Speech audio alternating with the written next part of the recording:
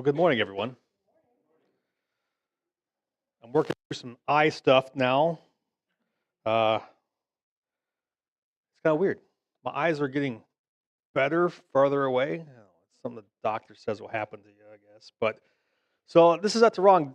I kind of getting closer. I got some reading glasses for the first time, right? Those ones you get at the Walgreens, and it's like 1.25, not much. I can see great close up, but I can't see anybody out there, and I get nauseous looking out. So I'm like, I can't wear those. I can't. So I'm going to be adjusting a little bit here and there because I got to figure this out so I can read this without getting double vision here. So, but it's so just bear with me, all right? This is going to be fine. It's going to be great. I'm so glad you're here. It's been a rough week or so around these parts, and I want us to just to keep the situation in your prayers. Okay, it's a what's going on out in the world here around us specifically is a very, very challenging situation, and it is something I think the devil really enjoys. And so please just be in prayer for everybody involved, everyone, even the people who don't seem to be in the right on things. And so just pray for peacefulness and love to come through, and that Jesus is seen through this moment of time. So, all right, we are in week 2 of the series, in the shadows, and it's through the book of Esther. And as we said last week, we were going through this. It's kind of, I mean, it begs to be a screenplay for a movie, right? The story is it's a really good story, and Esther is a kind of story that reads so much like a movie, and this Old Testament character development and different plot twists that happen, and so to help us follow the story and trace over the 3-week period that we're doing, we're assigning some different faces to the different roles, different characters to just kind of help us picture the movie. It's in our heads, and to keep the thread going from one week to the next. And so last week we met King Xerxes, right, and played by Joaquin Phoenix. And in chapter 1, King Xerxes is throwing this huge party, right, 180 days of a party. And when the party's over, he's like, how do I celebrate? What a great party this was. And you know what? I'll throw another party. How about that, right? And so they have a 7-day party to celebrate the 880-day party. And after 187 days of partying, he had a little too much to drink, and he calls for his Queen Vashti, to come in and do a dance for his drunk buddies, right? Queen Vashti, we have cast as Gal Gadot, also known as Wonder Woman. And Queen Vashti was a beautiful person, but she was very strong also. And she refused to come and do this dance that the king wanted her to do, and the king banished her from the kingdom, right? We got rid of her. And then we meet, after another character we meet is named Mordecai. Mordecai is a Jewish man he's living in exile in the land of Persia. He's played by none other than Jeff Goldblum, right?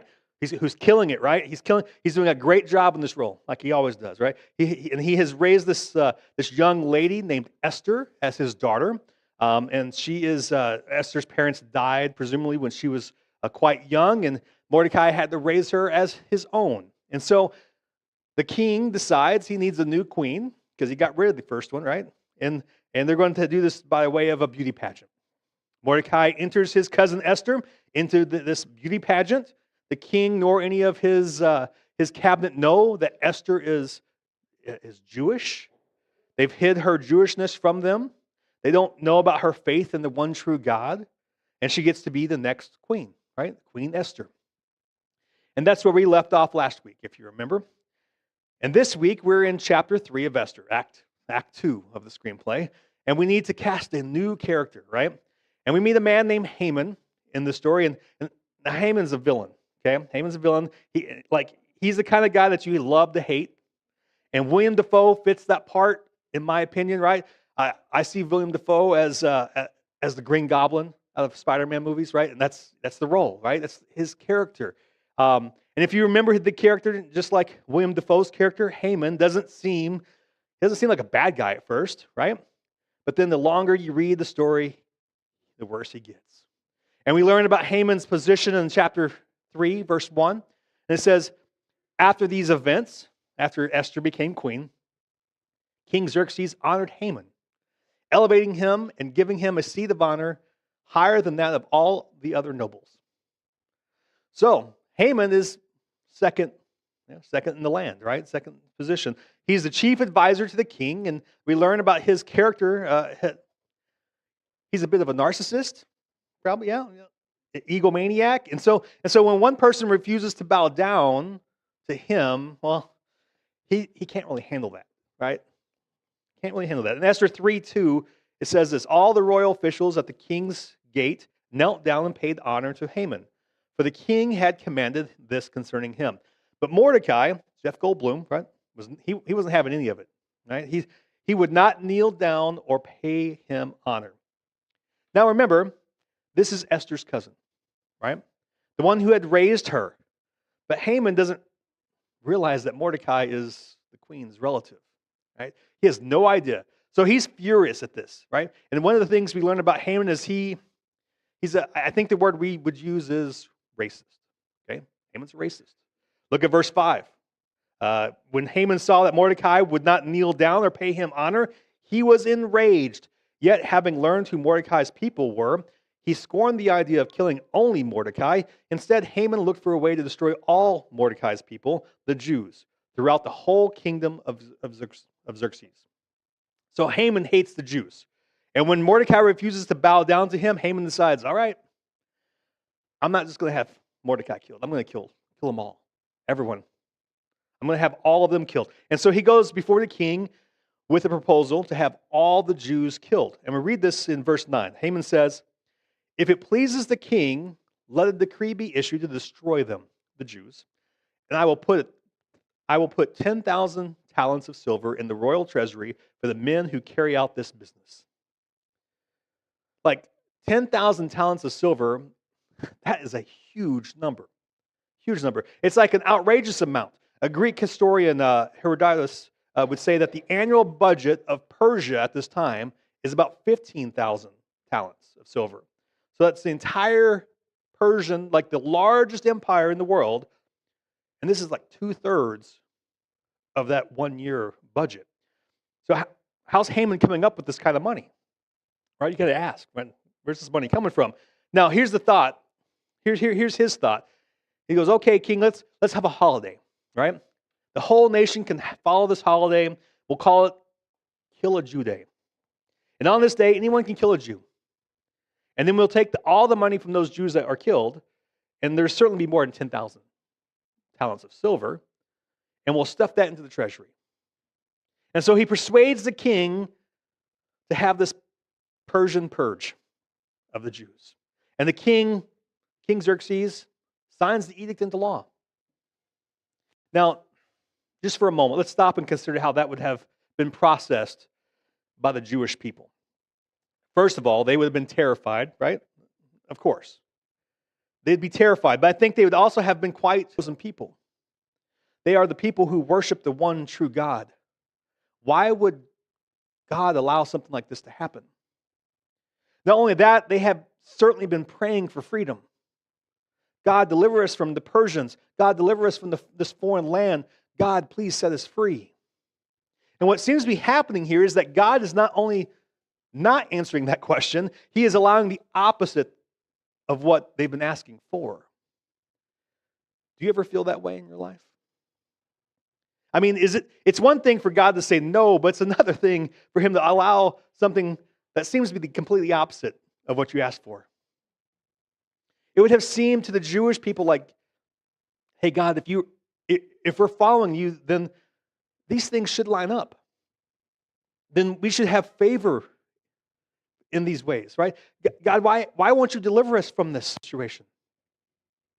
But what we've said in this series is that God is in the shadows, keeping watch over His own. And even though we don't read the name of God, even though God doesn't show His presence in the entire book of Esther, what we find along the way is that His power is at work behind the scenes. That He is bringing things together in ways that weren't necessarily obvious in the moment. But in hindsight, it's inescapable. That God is accomplishing His purpose, but it doesn't always feel like it in the moment for us. In the moment, it can feel like you're asking for one thing, and He keeps saying no, and the conclusion is, well, He must not care about me or care about this situation. Imagine it this way. Imagine you're a young child whose parents are being difficult, right? They keep saying no to reasonable requests. And so you've asked to go to the water park in the summer, and they say no. And then you ask to have pizza delivered, and they say no. No, we're not having that. We're not having pizza tonight. You ask if you can go to the movies, right? Go to the theaters. Super expensive now. That's not affordable anymore. But no, we're not going to go to the movie theater tonight. They explain to you that they're saving money. We're not going to put money towards this or that. We're saving it. Well, and you as a child, you keep asking for things. They keep saying no. What you don't know is that they secretly have a trip planned for Disney, right? This whole big fun trip. And in order for them to pull that trip off, they've done the work and they've recognized, well, we got to cut some spending somewhere, right? Yes, we got to cut the money for water parks and pizzas and movies. We're going to have to save that money. We're going to put that towards this fun family vacation. Now, for you as a child, your perspective is very limited, right? All you can see is what is in front of you. You have tunnel vision of what you want. And what's in front of you is, on that day, they keep saying no. They keep saying no. That's the truth. That's all you see. But what you don't understand is that they're saying no because there's a bigger yes down the road. There's a bigger yes that you can't even fathom. You just can't see it from where you're sitting. And part of our childlike faith is this recognition that God sometimes says no to things that seem like, well, of course, yes. Why wouldn't he say yes to that? But there's a bigger picture. And sometimes we don't even get to see. Sometimes we don't get to see the bigger picture until we get to heaven, right? Sometimes it's not going to be clear for us until we get to heaven. Maybe not even up there. It may not even matter. But what we can be sure of is that God is in the shadows. Even when it seems that he's doing the opposite of what we think he should be doing and what we're wanting in this life, he is not absent. He is not uncaring. He is in the shadows, keeping watch over his own. In the next scene, it opens with Jeff Goldblum throwing a fit, basically, right? Esther 4:1. Okay, when Mordecai learned of all that had been done, he tore his clothes, put on a sackcloth and ashes, and went out into the city, wailing loudly and bitterly. So, Esther's cousin, Mordecai, hears about this news to exterminate the Jews, and he is beside himself. But then he remembers Esther and the position that she's been put in. She's the queen. Maybe she can do something about this. Maybe she can have an audience with the king. Maybe she can speak up for the people who can't speak for themselves. But remember, they've hidden her Jewishness, right? The king doesn't even know that he's married to a Jew. And so Mordecai decides, I've got to persuade Esther to go before the king and beg for mercy. And how we would expect things to unfold in this story is that when Esther hears about this situation, that she would storm into the king's palace and into the throne room and demand that he reverse the law, that this not be carried out. This is wrong. And yet it's not that simple. Because Esther, as queen, she was forbidden to come into the presence of the king unless she was summoned by the king. So for the queen to go before the king unannounced or uninvited wouldn't be impolite. It could cost Esther her life. And likely, at the very least, she would be banished with Vashti, right? From the kingdom. She'd be gone. I mean, Esther had already heard about what happened to Wonder Woman. Like, she knew how that went. So what's going to happen to her? And so she tells Mordecai, I can't do it. I can't do it. You're asking me to do something that I cannot do. From where you sit, it might look like I'm in a position to do something, but I really don't have any power here. I really don't. I can't go before the king unless I'm invited to go before the king. And so if you just think about it from her position, she was an orphan, a foreigner, an outsider, with these secrets about her Jewishness. And what would happen if the king found out that he had been deceived about that? she's putting everything at risk. Things could end up much worse for her than they were before she became queen. So she tells Mordecai, no, I can't do it. And it's a crushing blow, right? It's like this is the point of the story where it seems like there isn't any hope. And so here's how Mordecai answers. Esther, he answers her in this way, in verse 12 of chapter 4. When Esther's words were reported to Mordecai, he sent back this answer. Do not think that because you are in the king's house, you alone of all the Jews will escape. For if you remain silent at this time, relief and deliverance for the Jews will arise from another place. But you and your father's family will perish. And who knows but that you have come to royal position for such a time as this. So what Mordecai does here is he challenges Esther to think about God's plan for her life. Now, one of the things he says, it's really interesting. He says, look, you can say no to this, and God will still accomplish his will. He will still accomplish what he wants to accomplish in this moment. You can miss out on God's plan, and his purpose will still prevail. It's not hinged on how we do things. That God's purpose doesn't hinge upon any person coming alongside God and helping him. It's not how it works. And one of the things that I think is a challenge for us is when we think about the story that God is writing from beginning to end, we tend to put ourselves as one of the main characters. We like the main character feel, right? But this idea that God needs my help to accomplish his purpose, he doesn't. He doesn't need your help. He doesn't need my help. But the question that we're wrestling with oftentimes, I'm sure most of you have asked this one way or another, God, am I missing your plan for my life? I'm sure we've asked that at least once in our life. Maybe last week. Is it even possible to miss God's plan for your life? That's our question. Like I would say, yeah, for sure it is. For sure it's possible. There's a lot of reasons why people miss God's plans for their lives. Like maybe it's because of apathy or arrogance or ignorance or rebellion. God, I'm going to do what I want to do. It's my life. But it's possible to miss God's plan for your life. Doesn't mean that his purpose will change. He's still going to accomplish what he wants to accomplish. But can you miss God's plan? Yeah, you can. Now, the beautiful thing is that even if you've missed God's plan up to this moment, his plan can still meet you where you're at right now. Like you can still catch up into his plan. That's the great part of his plan. You can miss it your whole life, and you get on board with it today. And start with him and his plan, running with him. Like you can start living out God's plan for you starting this moment. But let me just talk to you about a few of the reasons I think we miss God's plan in our lives. One is resentment towards God. I think Esther might have had a little of this because from her perspective, like, why would God allow any of this to happen? Right? Why would God allow the king to sign this into law? I mean, God, why didn't you do something? Then it seems like this is your problem to figure out since you let it happen. Like it feels to her, I'm guessing, why should I have to change my life?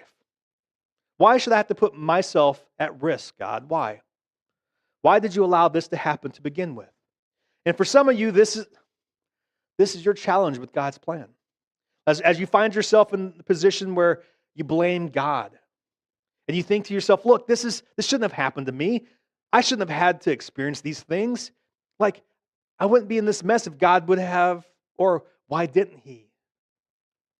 And so you're living with this bitterness and this resentment towards God. The one person that you should draw close to, you've pushed away because you blame him. Maybe because of what someone did, or maybe because of the position you've put yourself in. Proverbs 13:3 says, people own their own foolishness ruins their lives, but in their minds they blame the Lord. And maybe that's your story. Instead of taking responsibility for some things, you just blame God. It's easy. You say, God, it's your fault. I don't want to have anything to do with you. Another reason we miss God's plan is what I just call distractions. In our culture, we are so distracted, right? So distracted. Our phones buzz, our watches vibrate, our screens autoplay, whatever comes next. We're constantly being pulled in a lot of different directions. And I think Esther had a lot of this in her, in the palace, right? She went from being this orphan, ordinary Jewish girl to being in a palace with luxuries, having servants attend to her, the finest clothes, gourmet meals, royal spas. And now she's presented with this, what might be God's plan for her, but there's no way for her to reach out and grab hold of God's plan without risking everything that she has right now. Like if she says yes to God's plan and all these things that she's kind of gotten used to, she might lose. That's hard to do, like for some of us, right? You say you want God's plan, but you got these other plans for yourself. You're a little nervous about saying yes to God's plan because what's that going to do to your plans? Because you have plans. What will happen to these things you've worked for, all these comforts you're enjoying in your life? And you recognize you can't say yes to God's plan without risking your plan. And you get these distractions that you're trying to work through. I think that was part of it, for sure, for us here, right? We got distractions. I would also say it's the fear of commitment. Who here likes commitment? No, just don't raise your hand. I'm just kidding. A lot of us want to be a part of something significant. We do.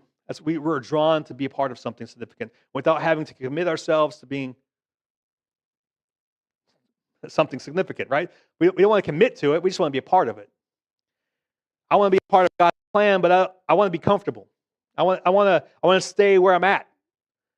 And we fear this. We have this fear if we say yes to God, then we have to. What's that going to mean for our life? How's my life going to change? And a lot of us find ourselves asking God, what's your plan for my life? But I'm wondering if maybe the question we should start with is not, God, what's your plan for my life? But God, what's not your plan for my life?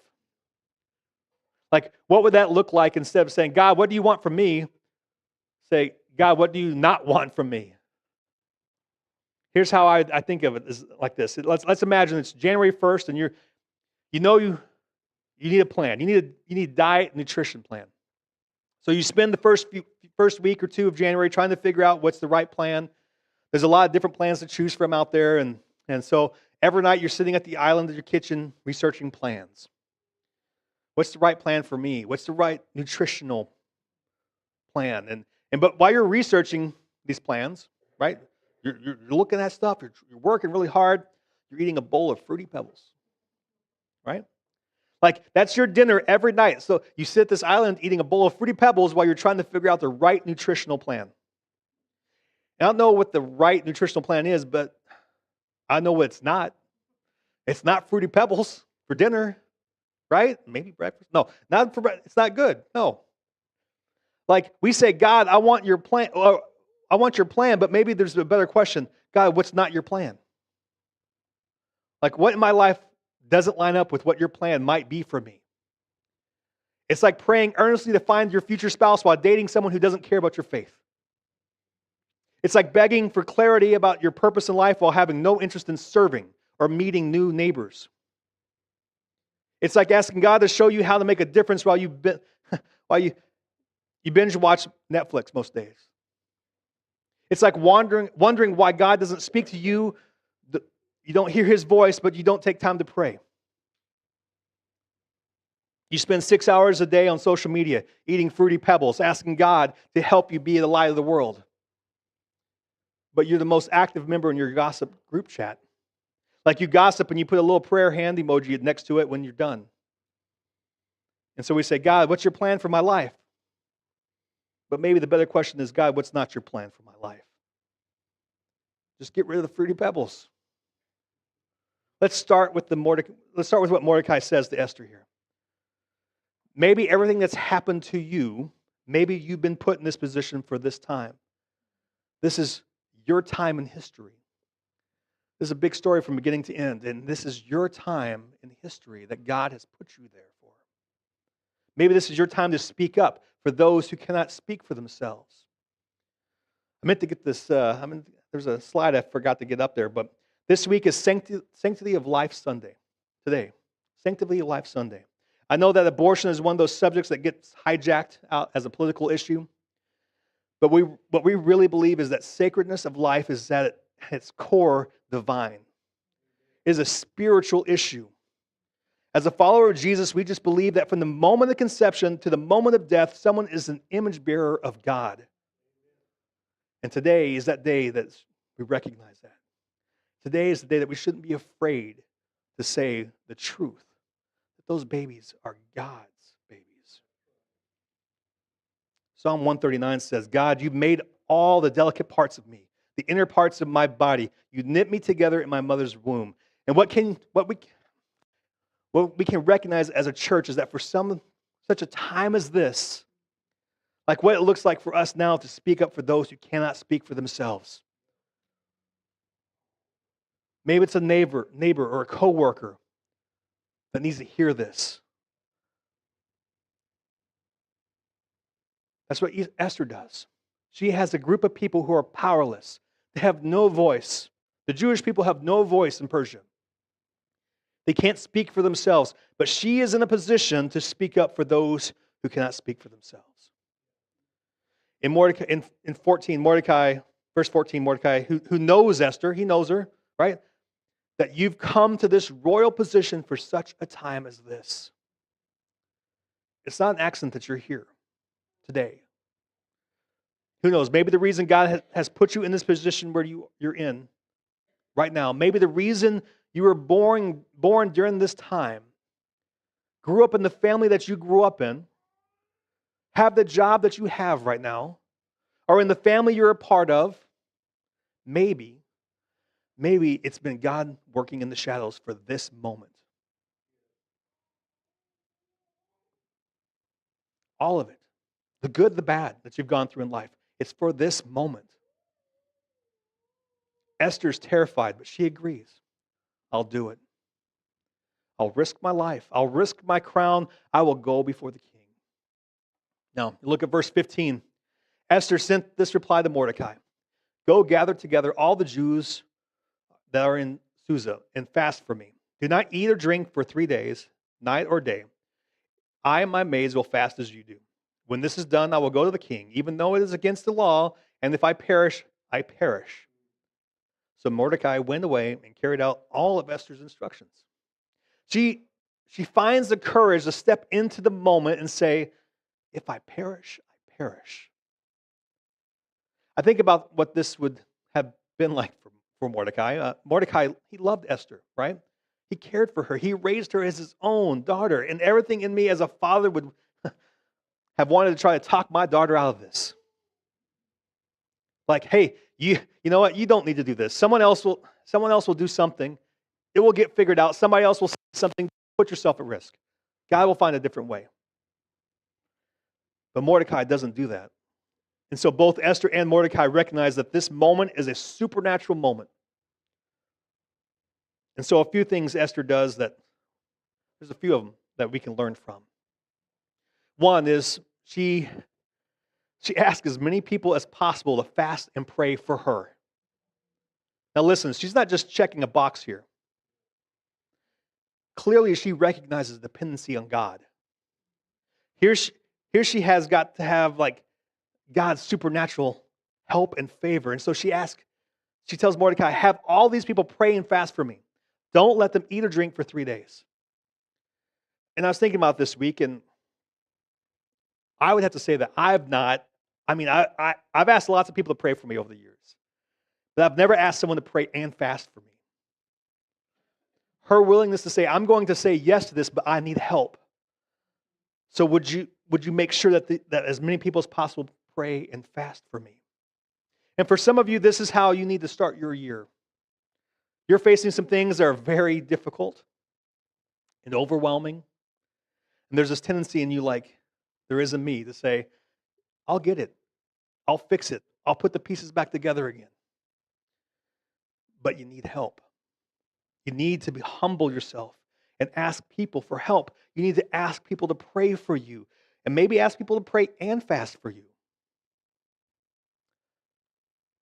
let's just take an example of this. Let's imagine that you're here at the beginning of this year and your marriage is a mess. Like maybe the people around you don't know it yet, but you're barely hanging on. It's past the point of arguing and fighting. You don't even talk to each other. It's broken. And you've done a lot. You've read books, you've done the counseling, you've done a lot, but now it just seems like it's too hard. It's too hard. My question is, have you done this? Have you asked some people around you to fast and pray for you? My challenge is for you to do that, to humble yourself and ask for people to fast and pray for you. To fast and pray for your marriage. I know it takes a lot of humility, but would you be willing to do something like that? The second thing Esther does is she puts other people ahead of herself. When we think about God's plan for our lives, we have this tendency to focus on ourselves and as being the beneficiaries of it. Well, God, what's your plan for my life? I'm sure whatever it is, it's going to include a promotion. It's going to be like some great vacations. I'm sure your plan for my life will include something that makes my life more comfortable and convenient. And I would just say that one of the ways you know you're not living out God's plan for your life is God's plan is always lining up with what you want. When God wants what you want, when everything God wants happens to be exactly what you want for you, that's probably not a great indication that you're aligned with God's will. What did Jesus say? He said, God, not what I want, but what you want. Not my will be done, but your will be done. And Esther reaches this point in her story where she recognizes that living out God's plan for her life means if I perish, I perish. It's not putting herself first, it's putting others first. J-O-Y, Jesus first, others second, yourself last. And the third thing she does is she develops a strategy. And we'll see this next week, right? But Esther she's brilliant, right? She's brilliant. And she doesn't just go into the king's throne room and say, hey, oh, sure, it'll all work out. They fasted and prayed for me. It'll be great, right? I don't have to do anything. I'll just go do it. No, she's got this plan that she's developed. And as we start this year, one of my questions for you is to wrestle with. What's your plan? What's your plan to live out God's plan in your life? What's your plan to live out God's plan? You want to grow spiritually? That's part of God's plan for you. What's your plan to live that plan out? You want to make a difference this year for God's kingdom? What's your plan to live that out? Do you have a plan that you're going to do this year? Have you thought about that? Esther had a plan. Chapter 5, verse 6 tells us that Esther put on her royal robes. She stands in the inner court of the palace in the front of the king's hall. She's hoping to catch his attention. She's hoping that she'll be invited in and the king will see her out in the hall. And he says, Esther, what is it you want, right? Come in here. And you won't believe what happens next. You won't believe what happens next. But you'll have to come back next week. All right? Next week. This story takes some incredible turns. You don't want to miss it. For now, just be challenged by this idea that you're going to have some moments this week where it's not an accident that God has worked in the shadows to put you in a position to live out His will, to impact the people around you that you come in contact with. And maybe from where you're sitting, there's some things that don't make a lot of sense. That's okay. There's a lot of things that don't make sense to us. They haven't worked out in the way you thought they would work out, and they haven't unfolded the way that you thought they would, that you hoped they would unfold. And maybe you got passed over for a promotion again, and you're wondering what God's plan was. That His plan? But maybe your workplace is like Esther's palace. And God has put you in a position you're in for something that He has in mind for you. Or maybe you feel out of place at your school, like Esther felt out of place in Persia. But maybe God's positioned you there to be a voice to someone who needs a voice. Be an ally for someone who doesn't have anybody. Maybe you're struggling with the transition from your career to retirement, and you're feeling like your most significant contributions are behind you. Like Mordecai, you feel marginalized. But maybe all this is leading up to a moment for such a time as this. And it might not be anything heroic, probably won't be. But God has a way of taking what happens to us on ordinary days and using them in extraordinary ways. When we say, God, what's your plan for me? And so I just want to give you 3 things to do this week. Number 1, I want you to identify one person in your world who needs an advocate. One person who needs someone to speak up for them. Now, for some of you, that person immediately comes to mind. For others, it might be someone that you need to pray about or that God's going to reveal to you. Maybe it's a coworker that everyone else ignores. And frankly, you can picture that person, but you don't even know their name right now. Maybe it's a kid who's eating lunch alone. Maybe it's an elderly neighbor who never gets visitors. But I want you to identify one person in your world who needs an advocate and consider that for such a time as this. God has put you in that person's path. They need to know you care, that God cares. Secondly, I want to challenge you to write down a few specific ways you can use your current position to live out God's purpose and plan. Just a couple ways that you can use the position that you've been put in. You might not like the position you're in life, but what are some ways that the position you're in can be used for God's purpose? Just write down a couple ways that God can use you to make a difference. Third thing I want to ask you to do is I want to ask you to invite one person to pray for you. Invite one person to pray, to say a prayer for you. To do that, it's going to require some humility, which is hard. But you find that one person and say, will you pray for me this week? Now, for some of you, you know exactly who you're going to ask. Others of you, you're not sure because you don't really have that somebody in your life yet. I would just challenge you and say that you do have some people like that around you right now in this room. I can tell you that, but maybe it's a grandmother that you haven't talked to in a while. Maybe it's an aunt or a cousin. There's something about that. It's hard and it's humbling, but it begins to line us up with God's plan. If you're willing to ask someone to pray for you this week, if you'll commit to do that, would you just raise your hand maybe? I like hands. I'll make you raise your hands on this one. Look at that. Okay, let's take another step together and say, I want you to say this. God, I need your help. God, I need your help. And say to someone else, will you pray for me? Right? Let me do that. Let me pray for us. This doesn't count, by the way. But let me pray for you. God, I thank you for your grace. I thank you for that you are in the shadows. That you are working things out for your purpose. I thank you, God, that you take anyone, anywhere to live out your plan, to do your will. And I pray, God, that you would do that in us and through us. We need your help. And God, for some of us, the question of what your plan for our lives really needs to begin with, God, what's not your plan for our life. And we need to repent of some of those things, Lord. And we need to let go of some of these things. And we need to stop doing some things that we know that don't line up to your plan, what you've called us to do. But Lord, would you reveal it to us so that we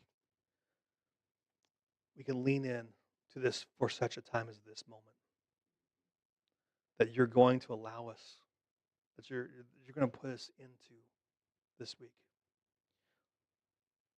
For your glory, would you allow us to allow your plan to align with our plan for your purpose. It's in Jesus' name. Amen.